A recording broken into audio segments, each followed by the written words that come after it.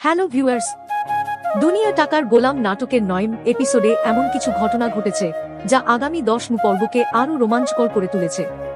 ফাতেমা এখন শেহজাদের স্মৃতি ফিরিয়ে আনার মিশনে নেমেছে, আর অন্যদিকে রিশাদের গোপন পরিকল্পনাও ধীরে ধীরে ঝুঁকির মুখে পড়ছে।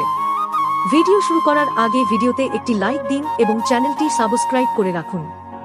আর এই ভিডিওতেই জানিয়ে দেওয়া হবে ১০ম এপিসোড কবে প্রকাশিত হবে, তাই ভিডিওটি শেষ পর্যন্ত দেখুন।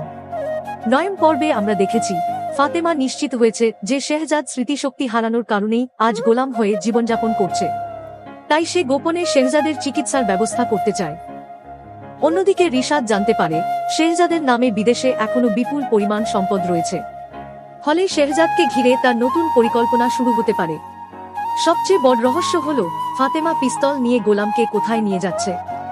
এটা কি চিকিৎসার জন্য, নাকি শেহজাদের অতীতের কোনো সত্যের মুখোমুখি করানোর জন্য?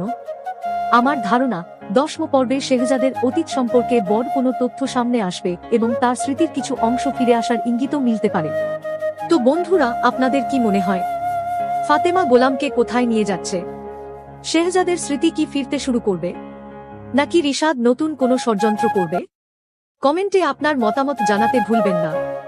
দুনিয়া টাকার গোলাম নাটকের ১০ম পর্ব প্রকাশিত হবে ২৬ তারিখ দুপুর ১২টায়। আল্লাহ হাফেজ।